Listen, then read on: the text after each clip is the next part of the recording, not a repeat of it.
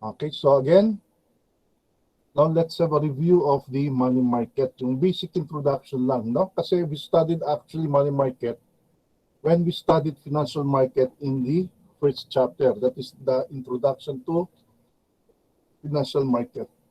Now, Irene, can you say something about financial market? Irene Clamonte, can you say something about financial market? Good morning, sir. Hi, good morning. Um, market marketplace marketplace po ba siya where ano po nagkakaroon ng trading po ng mga securities?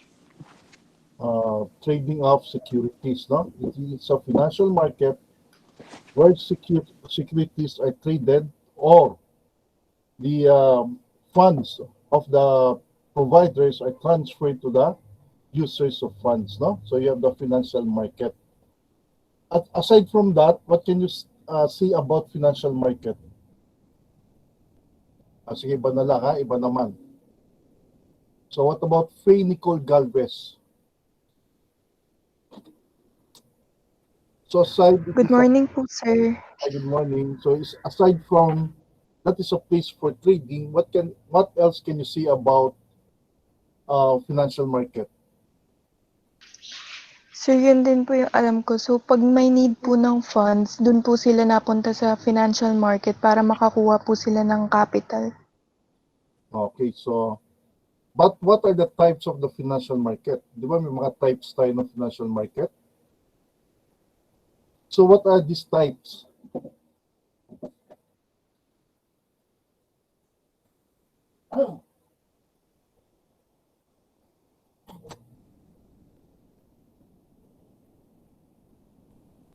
Ano siya? Ano ba yung mga types ng financial market natin? Okay? Sir, sorry po, hindi ko po ma-recall. Hindi ma-recall. Naku, dapat Pasensya na po. Okay lang, okay lang. Ako rin naman nakakalimot din ako ng ganyan. Kaya every now and then, I have to, no? Read again. But to mind you people, financial market, this subject of ours is very important, no? You know why?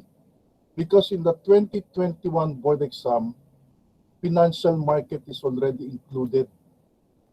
Now, although in the October 2020, May 2021, because we do not have the board exam this October 2020, right? But there is a board exam. Kailan ba magkakaroon ng board exam? I believe it is in May, no? May ba? Tama, para May 2021, there will be a board exam. So, kasi ngayong October 2020, we do not have the board exam. So, the board exam for the May 2021, the financial market is not yet included, I believe, no?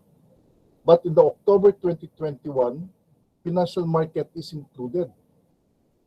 So that's why it is very important to always recall, no?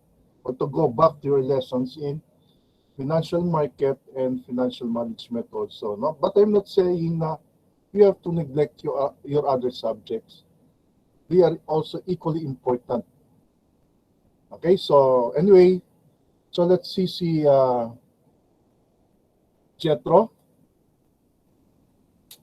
Johan Jetro.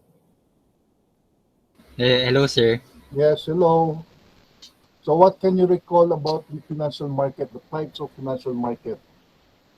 Sir, may money market and capital market po, sir. Okay, that's correct. No? Meron tayong money markets and you have the capital markets. So what is what is capital market? Capital market po, yun po yung securities na may maturities with more than 1 year. Okay, that's correct. No? For the capital markets, if you want to raise money, so you can raise money in the capital market. And then this capital market, it has the primary and secondary market, di ba? And then the other market is actually the money market. So ito yung ating topic ngayon, no? As a preparatory to money market, we should also know how come there is a money market? Diba? So money market is actually part of the financial market, and it is one of the types of the financial market. So if you want to raise money on the short term, we're using the money markets. No? Pagka sinabi natin short term, normally, or not normally, but it is less than 1 year. Less than 1 year, and even to the point of only 1 day, no, or one night. Kasi meron tayong mga tinatawag na overnight borrowing, especially for the banks. No, if they need additional funds to meet the requirements of the bank as required by BSP, they go to the money market. So marami yan, maraming money markets dyan, no? And it is very popular among the financial institutions, especially for them to meet the required balance or the required reserves, no, for their deposits. Okay? So, di ba pinag-aralan din natin actually yan sa sa ba to, yung Federal Reserve System. In fact, we neglected the US market, di ba? Ang ginamit natin is the Bangko Sentral ng Pilipinas because it is located in the Philippines, and BSP is the central bank, no, of the Philippines, diba? Which is the bank of all the banks. Okay, so money markets involve debt instruments with original maturities of 1 year or less. So like what I said, there are even money market that only has 1 day, no, overnight position lang kung tawagin, no? So what are the characteristics of money market and money market securities? So one, we have the money market instruments are sold in large denominations. Now, why large denominations? Bakit hindi pwedeng maliliit, hindi katulad ng bonds? It can be sold in units na 1,000, 10,000, 100,000. But in money markets, these are in large denominations. No? Bakit kaya tingin ninyo? Do you have any idea why money market instruments are sold in large denominations? When in fact, yung mga capital market securities natin like bonds and stocks, you can buy them in small items or small units. But why in the money market instruments, they are sold in large denominations? By the millions, not by the thousands, not by the hundred. Bakit kaya tingin nyo? May idea ba kayo, Ella? Ella Jane Sereno. Good morning, sir. Good morning. Sir, Why- wala. Wala. O, kahit na hula lang. Hula lang. Kahit na hula. Sir, siguro, Doon di ba? sir, hula lang po. Ha? Hula lang po. Oh, wala lang. Wala nang problema, no? At walang tatawa pagka nagkamali, ha? Kahit ako, nagkakamali din ako, di ba? Ha? There's nothing wrong if you committed an error. Kasi even as faculty, nakakapag-commit din kami ng error, eh. Sir, siguro po kasi ano lang siya, maliliit lang po siya in kapag individual po. So, kailangan po collated po siya para magkaroon po siya ng value. Pwede, no? Pwede. Actually, tama yung sinabi mo na they are being collated or combined, no? Kasi nga they are sold in large denominations, so individuals cannot actually buy them. Yung individual, the individual investors, they cannot buy them because of the amount involved. So what actually, or the only institutions that can buy them, of course, are big institutions. But for individual investors, they cannot buy them because of the large denomination. So primarily the reason, because for them to what? To minimize the transaction costs. No, yun ang reason. The reason why money market instruments are sold in large denominations, because they would like to minimize, no? Minimize the transactions, no? Pinapaliit yung daga, no? Minimize, eh. Ha? Joke yun, na joke. Umaga, nagjo-joke ako ng corny, ano? Anyway, but we are trying to minimize the transaction costs, no? In relation to the interest being paid, because this money market securities, they also have interest, di ba? But meron din siyang interest. And actually, mas mataas kaya yung interest na binabayaran dito sa money market rather than in banks. No? Kasi yung manghihiram pa sa bangko ng mga 30 days, 60 days, 90 days, mas mataas yung interest rate nila. So the reason why they are sold in large denominations so that they can save money in terms of transaction costs. So doon sila, yun ang dahilan, no? Ayaw kumana, no? So primarily because, anong reason? To minimize, pasensya na kayo ha, minimize, hindi tayo makasulat sa iba eh. Transaction cost bale, ha? Okay, so yan yung reason natin. To minimize transaction costs, ha? Then money market instruments have low default risk. Bakit naman kaya low default risk yan, Glyza? Ang Glyza Celeste? Why do you think that it has a low default risk?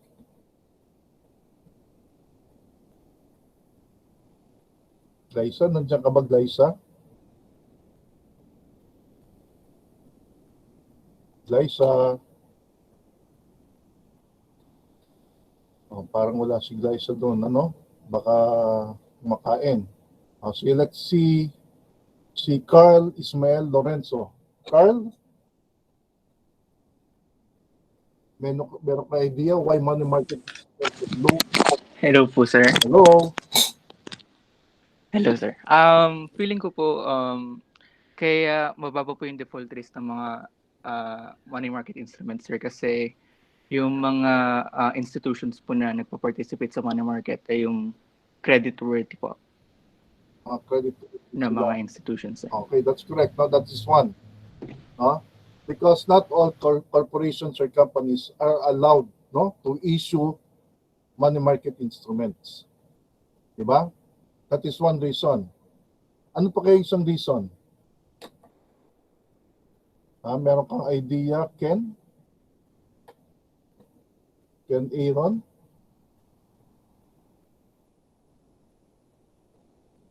Ken? Andiyan ka ba, Ken? Yes, Hello, sir. Ano kaya sa reason? Hello po. Hello. Naririnig mo ako? Sir, Ano pa kaya isang reason why? yes, sir. Yes, Okay, sir. ano kaya isang reason pa why money market instruments have low default risk? Actually, lower default risk pa nga dapat ang term dyan, no? Lower default risk than capital market securities. Bakit? Sir, maybe because ano po, yung maturity po niya is mababa lang po. Ano yan? Ulit? Yung maturity niya po, sir. Maturity. What do you mean maturity? The maturity value or the maturity date? Yung maturity date, sir. Okay, correct. No, because of the maturity date, which is lower, di ba? Kasi nga less than 1 year compared to capital markets. Actually, some of them do not even have maturity. No, it's like stocks. No, they do not have maturity. No, preferred or common, they do not have maturity. Although, of course, it can be buyback or it can be retired, but they do not have maturity. Pero yung bonds, meron maturity, no? Yung bonds, meron. But for the money market instruments, the reason why the default risk is low because it is less than 1 year. And even if there is a fluctuation in the interest rate, it is very minimal. Diba yan yung pinag-aralan natin sa determinants of interest rate. Diba, Ken? Tama ba ako? Yes, sir. Okay, very good, no? And then, ayun na nga, magkapareho lang halos yung number 2 and number 3, no? Kasi money market securities have a maturity period of less than a year. So even the fluctuations in the interest rate, now it is already very minimal to the point that it becomes immaterial to the company, no? But of course, there are sudden changes also in interest. Huwag natin kakalimutan yan. Meron din yan, ha? So like what happened in the pandemic, this is unexpected to us, di ba? So biglang tumaas yung interest rate ng konti, the reason why the stock market went down. And anyway, to continue, the money market instruments have active secondary markets to provide liquidity. So what makes good in the money market is that it can be easily sold, no? There is a readily secondary market to sell the securities that you bought. Pasensya na kayo kung medyo inuubo-ubo ako, ha? Kasi masakit na yung lalamunan ko sa mga online classes. Sa totoo lang, ang hirap. Mahirap yung online class kasi dire-diretso yung pagsasalita namin, no? So pasensya na lang kung medyo na-interrupt ng ubo, ha? Hindi COVID to, ha? So masakit lang yung lalamunan talaga. Okay, so unlike the capital market, the money market does not have a specific location to operate. Wala silang specific location actually. Like the stock market, they have the PSE, no? But the place for the money market, they are executed through telephones, wire transfers, and computer trading. So meaning, these are being traded through the investment houses, not through banks. And then it is executed through the computer, no? Wire transfers, mga ganyan, or telephone calls. Pero yung telephone niya, hindi na masyado ngayon, di ba? Meron pa rin konti if they are not online. Then thus most of the money markets are said to be an over-the-counter OTC markets. For example, ng OTC is Nasdaq. Dito sa Philippines, hindi ko lang po ano yung particular na over-the-counter. Pero yung mga over-the-counter here in the country, no, here in the Philippines, they are executed in banks. So yung mga Treasury, no, yung Treasury Department normally. And then for the investment banks, no, they also have that, or the brokerages, if they are allowed to transact.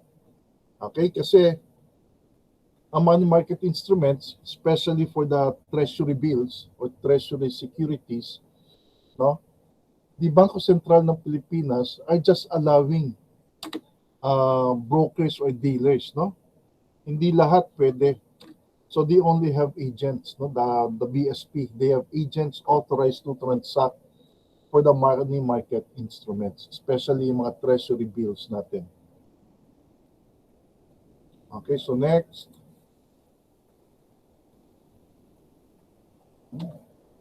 Okay, so this one is an example of a money market instrument, no?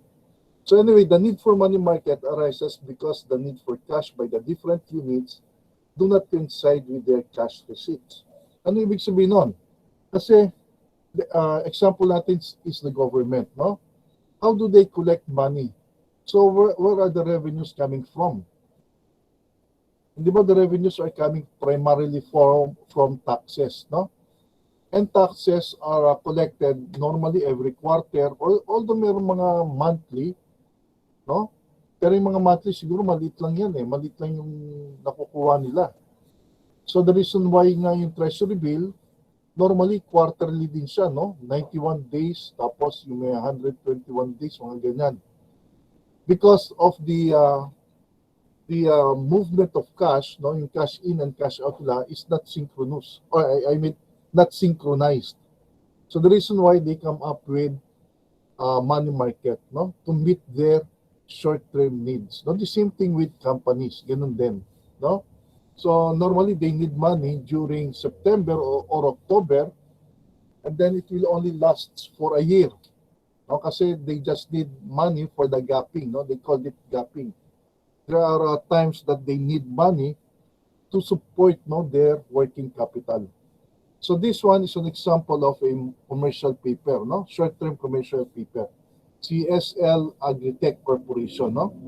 It was issued by AB Capital and Investment Corporation. That was January 8, 2015.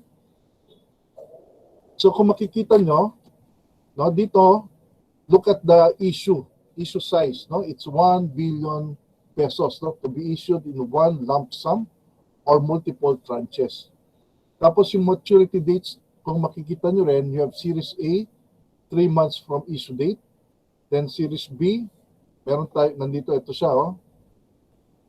Ayaw siya. Ito siya, class, oh. Yan, no? Then we have Series B, 6 months from issue date. And then Series C, 12 months from SEC approval of registration. And then the interest rates are also different. Ayan, no? Meron tayong 4.5, 4.75, and 5.25. So the longer the period, the higher the discount rate. So by the way, commercial paper, they are sold discounted, no? They are sold discounted. And then look at the denominations. Minimum of 5 million face value and increments of 100,000 for Series C. So minimum of 500,000 face value and increments of 100,000. And what about the small investors? Hindi kakayanin yan, di ba? Mahirapan. So the reason why they are selling it through the financial markets, no? They are selling it through the financial intermediary. Then the financial intermediary will collate or accumulate the funds of these people so that they can invest also in this kind of security. So ganun siya. Okay? So may question ba kayo? Or clarification?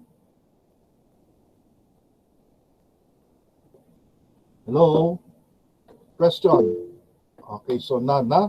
Okay, diretso tayo. Okay, money market securities use special rate quoting conventions. So we have the discount yields. So interest rate is quoted on an annual basis, assuming a 360-day year as a percent of redemption price or face value. So actually, the computation for the discount yield is different from what was taught in business math, no? Kasi pagka sinabi natin discounted, now we deduct the discount from the principal, di ba? O do sa future value. And then the denominator to compute for the effective rate is yung net of the discount. Pero dito, ibang klase siya. Kaya nakakalito siya. No? So, kasi based on the redemption price or the face value. And then the single payment yields, ito yung parang add-on naman na interest. No? The interest is added to the principal. So the interest rate is quoted on an annual basis, assuming a 360-day year as a discount of purchase price. So both may be converted to a bond equivalent yield. So it is denoted as denoted as I, tapos subscript BE. Ibig sabihin bond equivalent yield. So what is the reason for the bond equivalent yield na to, no? That is for comparison, no? For comparison with bonds. So actually, we cannot compare directly the discount yield and the single payment yield because they have different denominator and they are using different number of days then. Kaya ang ginagawa, we are converting them both to an equivalent yield, no? For the bond equivalent yield, to make it comparable. Halimbawa, gusto mo mag-invest sa discounted yield security. And then there's another one offered in single payment yield. So you cannot compare the yields that you will earn from discount yield and single payment yield. So to make it comparable, no, you have to convert it to a bond equivalent yield. Okay? Maliwanag ba yan?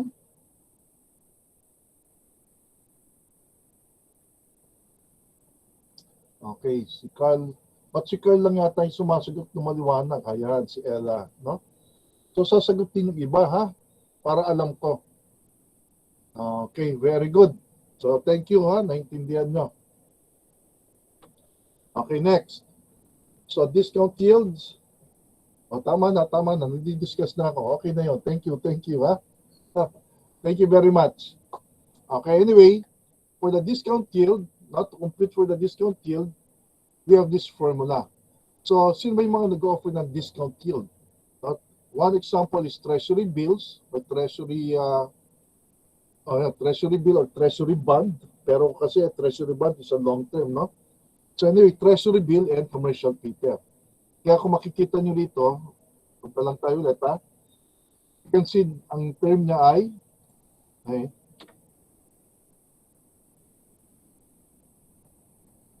you have this discount rate. Discount rate, ang sinabi niya, not interest rate, di ba? It is a discount rate. Kaya dito, discount yields are denoted as I subscript of D, and then uses a 360 day per year. So kung makikita ninyo, 360 days yan. No? Bakit kaya 360 days? May history din pala yan. Yung 360 days na yan. Kasi it is more simple to use the 360 days than the 365, which is being used by bond equivalent yield. So for simplicity raw, they are using the 360 days. So we have the formula.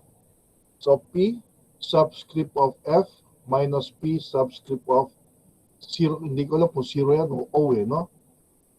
Then all over P subscript of F times 360 over N. Okay? So dati pagka nagko-compute tayo niyan, discount over discounted principal di ba? Nagka-discount yield. But this one is different. So they are using the PF, which is the face value of the security, minus the purchase price of the security, and then the number of days until and then the all over PF. Pero kung discounted amount yun, a normal computation for the amount of investment, hindi ba, yan ay discount over the present value. Kasi yung future value, ang babayaran natin is the future value. So dito hindi, PF minus PO over PF. Instead na yung PO yung maging denominator natin, PF ang ginagamit dito sa discount yield for the treasury bills and commercial paper. Okay, so to convert the discount yield to a bond equivalent yield, we have the formula below, no?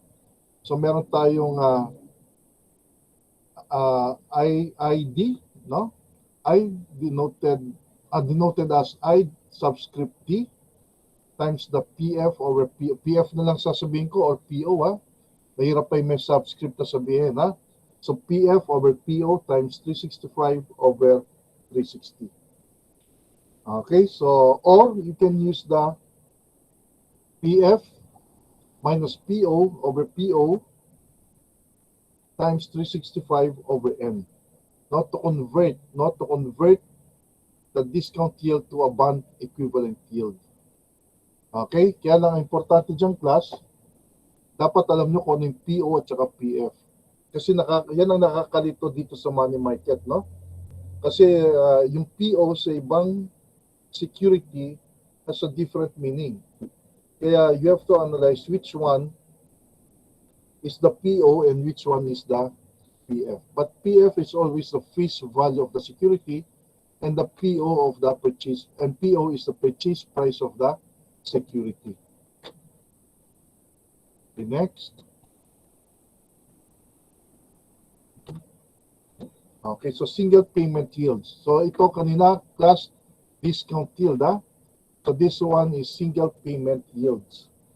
So we have the negotiable CDs and Fed funds or money market securities that pay interest only at maturity. So this use single payment yields.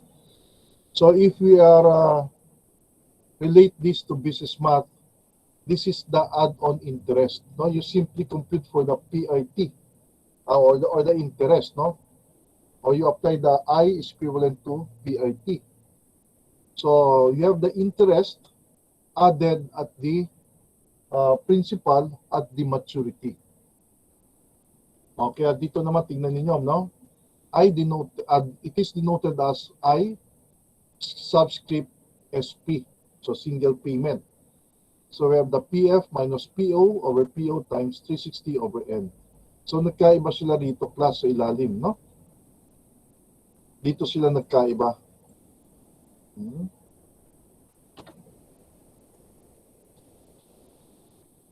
Dito sila nagkaiba bale, no? Kasi yung discount yield, you are using PF. This one, you are using PO.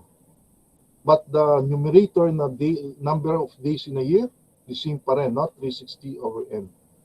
Now, to convert a single payment yield to a bond equivalent yield, so you simply have the ISP times 365 over 360. So yun lang ang pag-convert ng single payment yield to a bond equivalent yield. Or to directly convert a single payment yield to an effective annual rate naman, meron tayong 1 plus ISP, tapos meron tayong itong multiply by 365 over 360 divided by 365 over N, then exponent 365 over N minus 1. Pero mas madaling tandaan ito, class, ano? Itong part na to, mas madaling tandaan kaysa ito, no? Kaya lang ito, effective annual rate kasi. Kaya, kailangan natin ito i-memorize, no? So, 1 plus ISP, 365 over 360, all over 365 over N.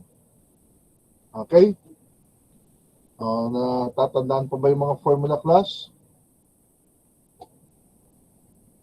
Natatandaan niyo po ba yung mga formula?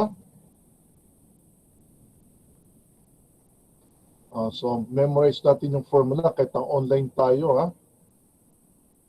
Try to memorize them. Although, of course, in the quiz, no? Try to memorize them para hindi nadadagdagan yung mga minimemorize yung formula. Try to memorize them. Kahit na makalimutan naman kagad yan, once you recall them or you review them, it is easier to recall than to memorize for the first time. Huh? So it is easier to recall them. Okay, next. May question ba kayo so far, class? Question? Okay, wala, no? So, okay lang. Okay, thank you.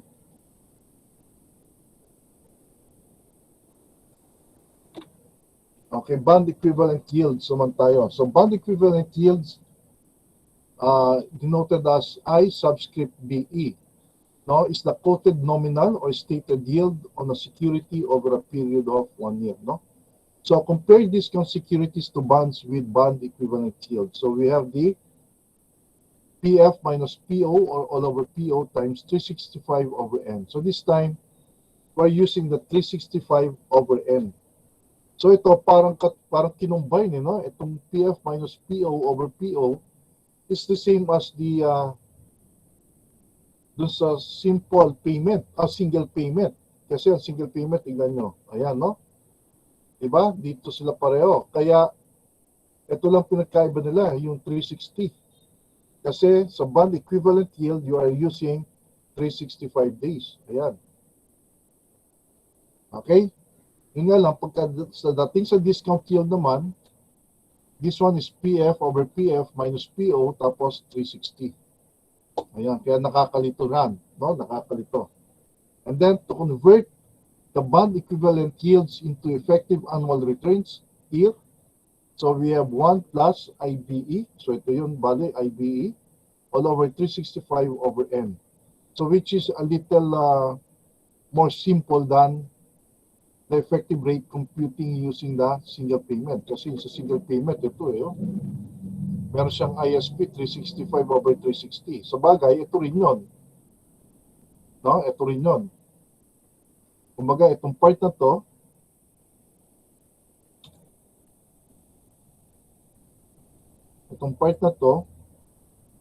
no? At saka ito, actually, yan yun eh. Diba? Then we divide by 365 over N.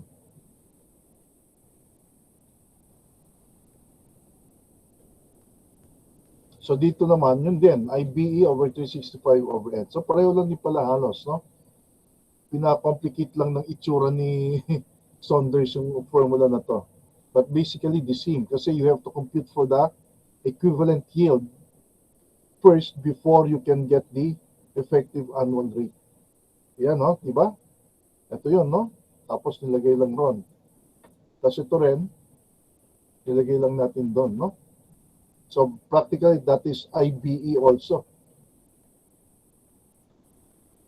Okay, sample calculations, no, of money market yields. So we have a 1 million investment in 90-day commercial paper has a 2% discount yield. So an equivalent size and risk, 90-day CD, has a 2% single payment yield. So pareho silang 2%, no? Kaya lang yung isa, 2% discount yield. But the other one is 2% single payment yield. So which security offers the better return? Kasi if you look at this one, sasabihin mo, pareho lang naman pala yan eh. Kasi isa 2% discount yield, yung isa 2% single payment yield. But actually, kung alam mo naman talaga class yung discount at saka yung single, you can see that discounted yield is better kasi mas mataas ang effective rate yan. Itutusin talaga, no? But let's say you're not familiar with that. No? Let's say that you are not familiar with that. So, we have to compute for the discount yield and then convert that into bond equivalent yield, no? To make sure for the comparison, no? Para maging sigurado lang tayo. So for the commercial paper, ito yung formula natin kasi some commercial paper is a discounted yield, di ba? Tama ba? Kaya yung formula natin ay PF minus PO over PF times 360 over N. So we have the 1 million, no? Yung 1 million, ito yon. Ayan yung 1 million. And then the 995,000, you have to compute for the discount yield, no? Bali yung 0.02 times 1 million times 90 days divided by 360. So you get 5,000 for that, no? Lalabas, magko-compute tayo ng 2% times 1M times 90 over 360. So you can have 5,000 for that.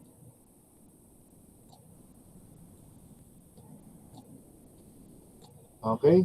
So yung 5,000 na yun, binawas natin sa 1 million, kaya 995,000. All over 1 million times 360 over 90, so the commercial paper still 2%. No? 2% siya, ito. Kaya yan, kinumpute lang natin, no? And then the bond equivalent yield for the commercial paper is 2.038%. So this time, dahil sa bond equivalent yield na, no? We have the PF minus PO over PO times 365 over N. So the PO natin dito is of course this one. Yan yun, no? Then we deduct them from 1 million and then divide by 995,000. So times 365 over 90. So ito 360. This one is 365, no? So you can get that the bond equivalent yield for the commercial paper is 2.038%. Okay, question or clarification?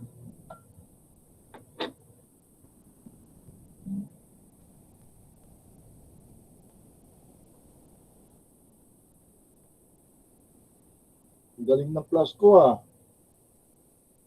Bilis magtintindihan. Very good. Okay. Next. So, na-compute pa lang natin si commercial paper, no? Commercial paper pa lang yung ating na-compute. So, let's go for the CD, no? Yung certificate of deposit to, no?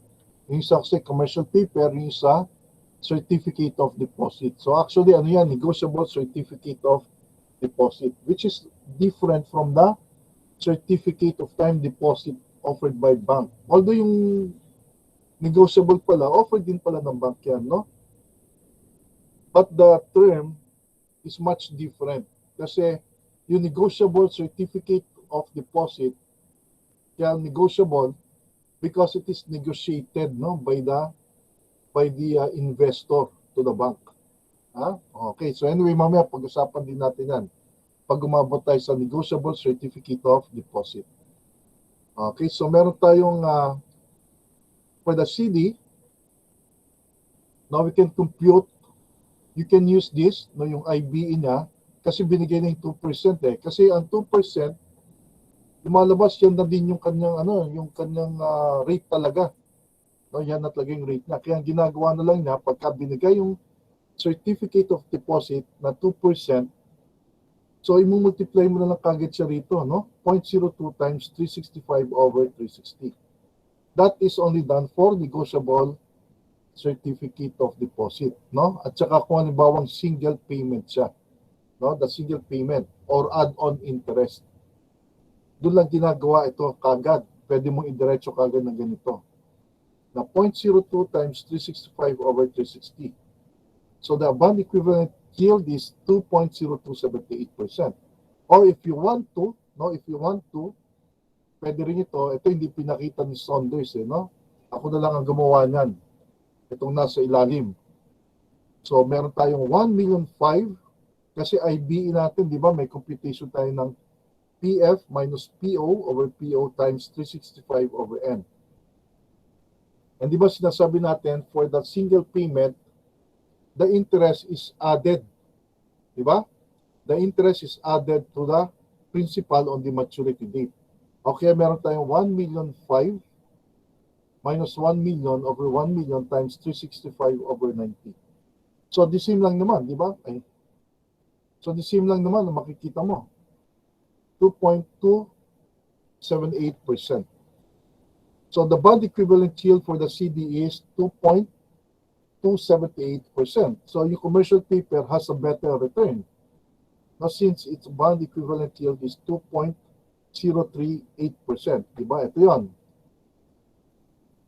So, ibig sabihin nun, saan ka mag-i-invest pagka ganyan? Alex. Alex? Saan ka mag-i-invest, Alex, pagka ganyan? Commercial paper or CD? Sir, sa commercial paper po. Okay, commercial paper. Kasi, Mas bond mataas po. okay, mas mataas yung bond equivalent yield niya, no? Kasi kung dito lang natin i-base, tignan nyo ha. Kung dito lang natin i-base kasi 2% oh. Plus 2%, pareho siya. Eh paano kung hindi mo alam yung difference ng discount yield at saka single payment yield? Then sasabihin mo, pareho lang naman 2% yan. So anyone can do, di ba? Pero kung alam mo yan, actually, even without using the computation, you can see that the better investment is the discount yield. Kung equal silang ganyan, even without computation, no, the discounted yield will always be a better option for investment. Pero paano kung halimbawa ito ay 2.5 na? No, kung halimbawa ito naging 2.5. O kaya 2.03. Halimbawa, ganyan na lang. Yan, 2.03. Pwede mo isipin, mas malaki to, 2.03 yung discount yield niya. Kasi ito, 2% lang yung single payment niya. No? And then, mas maganda pa rin pala to. Ibig sabihin pala, ganito, kung 1.97%, no, sorry. Paano kung 1.97% siya? So this one is 2%. So needless to say, even without computation, this one is a better choice, the 2%. But needless to say, that is the better choice, yung 2%. Pagka hindi mo alam, no, yung computation, if the discount yield is the same as the single payment, the problem, without computation, the discount yield will always be better. But what if the comparison is 1.97% and 2%? Sasabihin mo, mas mataas yung CD, no, yung interest ni CD. So if the interest of CD is 2% is higher than 1.97%, then maybe CD is better kasi 2% siya. But the problem is, this is a single payment, no? The other one is a discount yield. So in this case, you really have to compute for the bond equivalent yield. Na talagang dapat mag-compute ka. Pero kung equal siyang ganyan, no? Kung equal siyang ganito, ang mouse ko ayaw. Kung equal siyang ganyan at saka ito, even without computation class, the better choice will be that discounted yield. No? It will give you a higher effective rate. But if, let's say, the discount yield is lower, but yung mouse ko lagi nagugulo. But if the discount yield is lower, ganyan, than this one, no, hindi natin masasabi. So you have to compute for the bond equivalent yield or the effective annual rate for that, so that you can understand and you would know which one is better. That is only in the case that if the discount yield is lower. Ha? Pero pagka equal yan, no, pagka equal yan or more than doon sa single payment, the better choice is always, no, the discount yield. Okay, naintindihan niyo ba, class? Naintindihan niyo? Okay, so maliwanag naman siguro yung explanation ko, no? Pero actually, nakakalito yan, class, no? Nakakalito siya. Kaya dapat medyo familiar ka with this, no? With this kind of mga securities. Okay? Dahil naiikot yung ating naman. Sorry. Okay, next. Effective annual rate naman tayo, no? For the effective annual rate, commercial papers, effective annual rate. So we have the I is equivalent to IBE over 365 over N.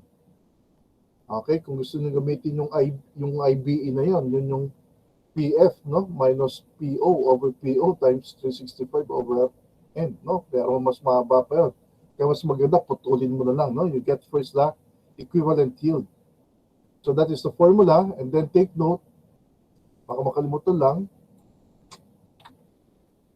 meron tayo ditong 1, ha? Baka makalimutan lang, meron tayong 1, minus 1, ha? So, since the bond equivalent yield, we got 0.2038 divided by 360 over 90, and then we have the exponent 365 over 90, minus 1.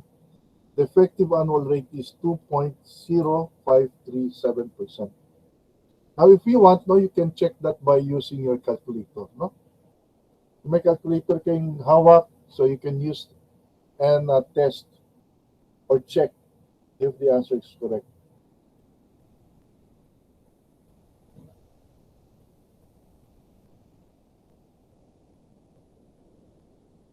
Check na nga. Sige, kung tama. Tingnan natin kung tama talaga nga.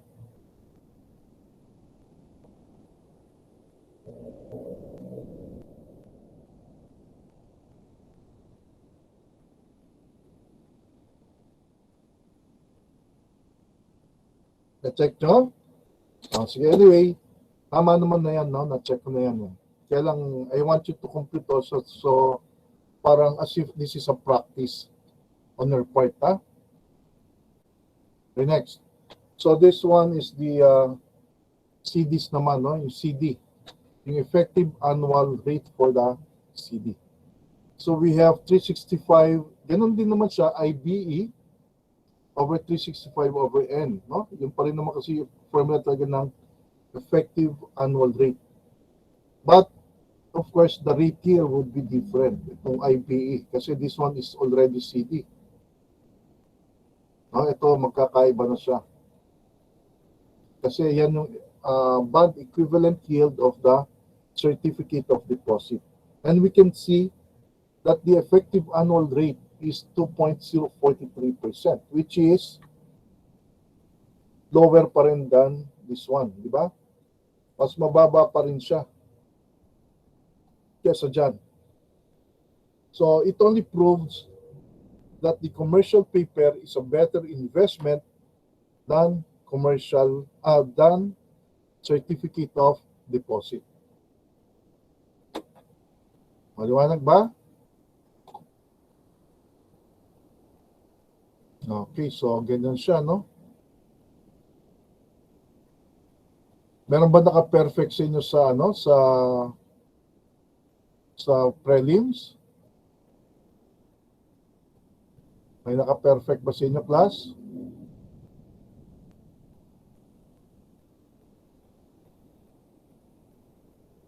Ha, wala? O lahat kayo? Perfect. Nicole Peralta, kumusta yung prelims? Hello po, sir. Okay lang po. Mahirap ba o madali? Madali lang. Ay, hindi naman po sobrang dali. Sakto lang po, sir. Sakto lang, no? Opo. Hindi ko kasi gumawa nun. Ano po, sir? Hindi ko alam eh. Hindi ko alam. Hindi ko alam kung sino. Ayaw ko sabihin. Ha? Basta makikinig lang kayo palagi sa akin, no? Okay, so kasi lahat naman tinuturo ko, no? Wala akong tinatago. Lahat tinuturo ko. Kung ano yung kaya ko ituro, ituturo ko. And even a shortcut, no? Even the slightest thing, no? In the computation, ituturo ko sa inyo. Kasi I myself is very poor when it comes to computation class, no? Talagang mahina ako dyan. I do not know how come I finished my master's computational finance. Computational finance yung masteral degree ko eh. And to be honest with you, I do not know how come I graduated MS in computational finance from LaSalle.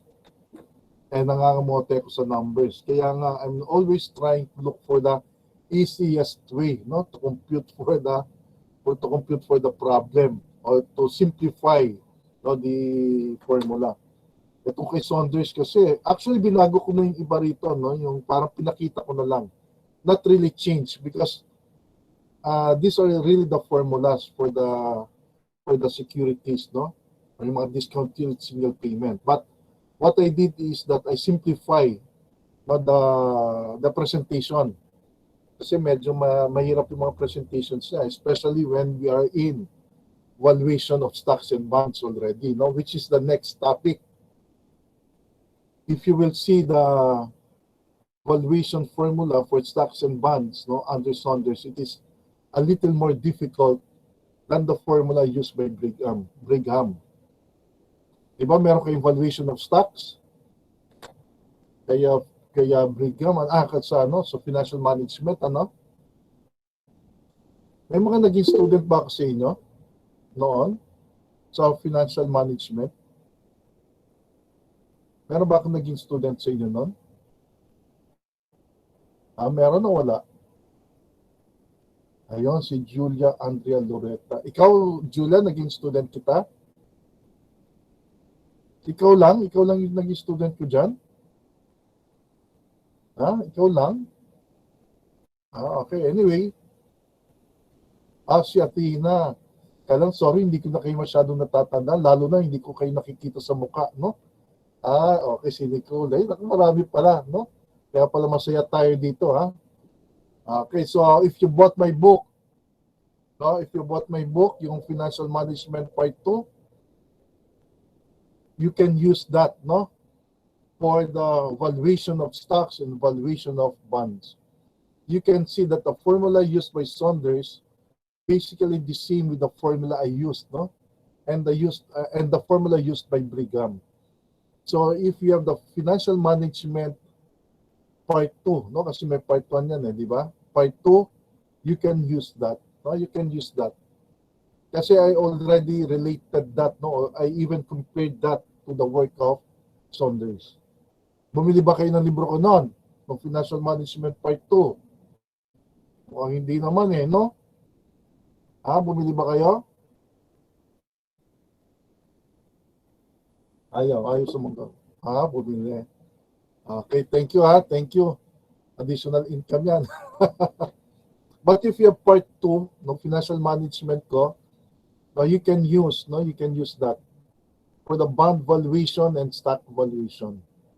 Even for the meron tayong meron din topic tayo dun sa dividend policy, no? You can use also that book, no, for the dividend policy. Pwede pa lang gamitin yung book ko dito, no? Kaya lang I'm doing another book yung financial market.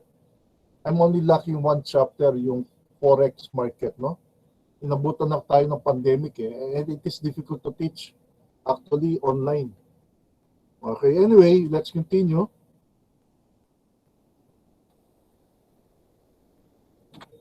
Okay, so money market instruments. So what are the money market instruments? So you have the Treasury bill, no? It was already mentioned, and we use that for the computation, no? For the discount yield. And then we have the federal funds or Fed funds. Actually, here in the Philippines, yung federal funds or Fed funds, these are the overnight borrowing, no? So the name is overnight borrowing when it comes to the Philippines. So BSP. BSP is using the term overnight borrowings. But in the US, they are using the federal funds or Fed funds. Sa atin dito, overnight borrowing kung tawagin. Then you have the repurchase agreements.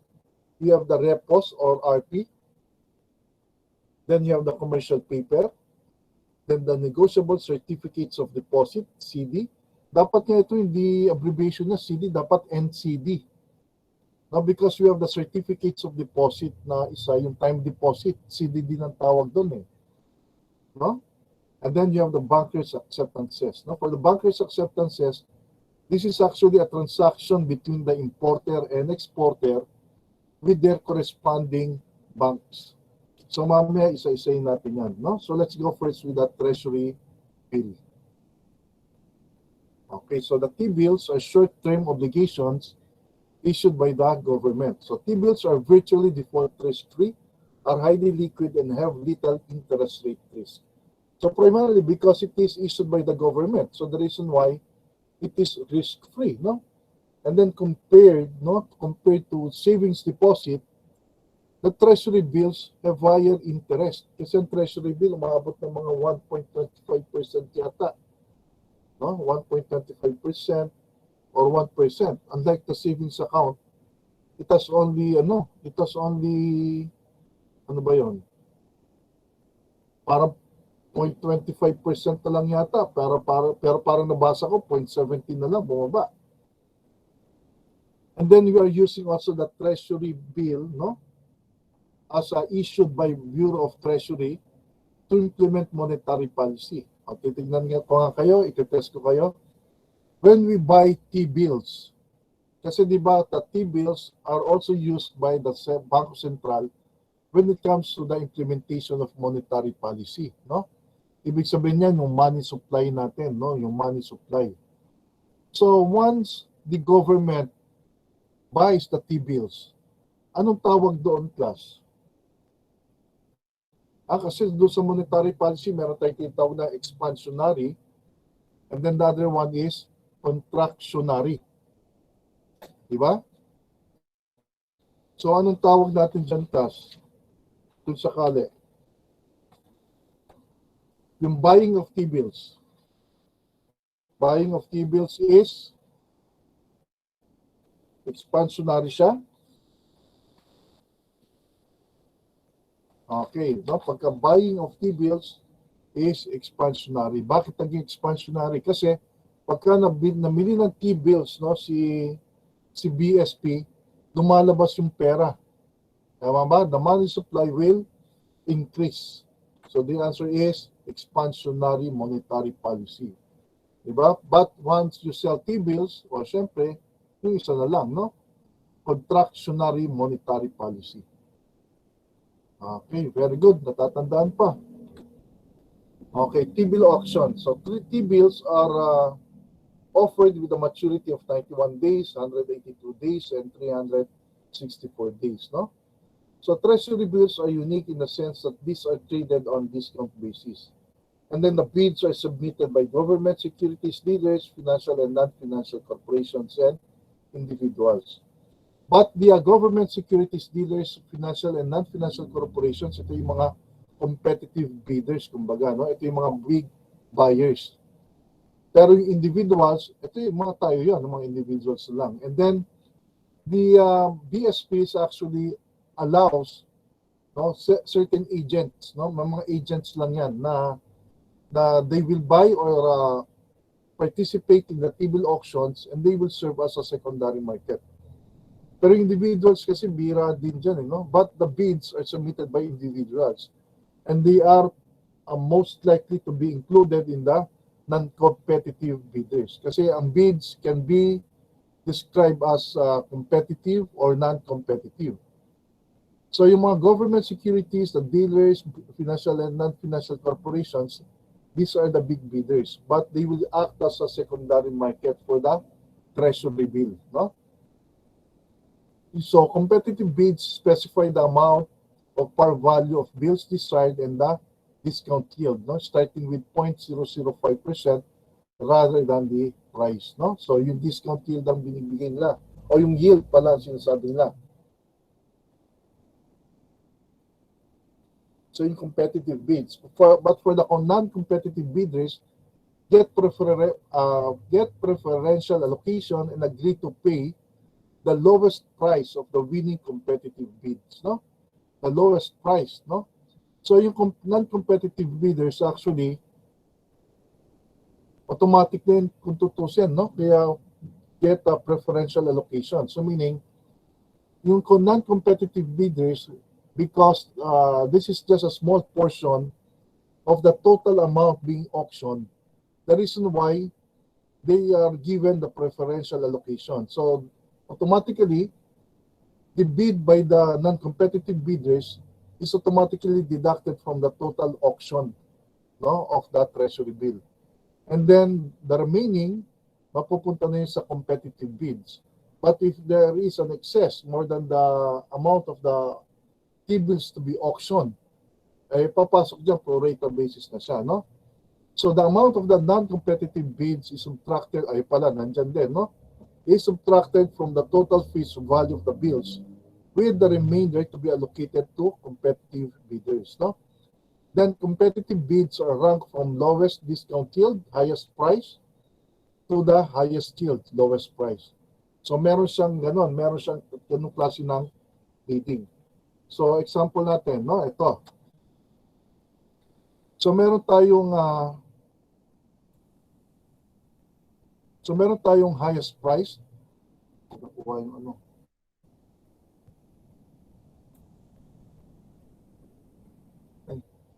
So meron tayo ditong highest price. So meaning lowest yield. Siyempre, yan ang gusto ng gobyerno, no? Lowest yield, ha? And then you have the lowest price with the highest yield. So the competitive bidders nandito sa part na to, no? So automatically, they are given the preferential. So the total amount made by the competitive bidders, since the amount is small, no, automatically they are deducted from the total bills to be auctioned. Now for those competitive bidders who bidded, whose range is from steps 1, 2, 3, 4, 5, no? They are also given.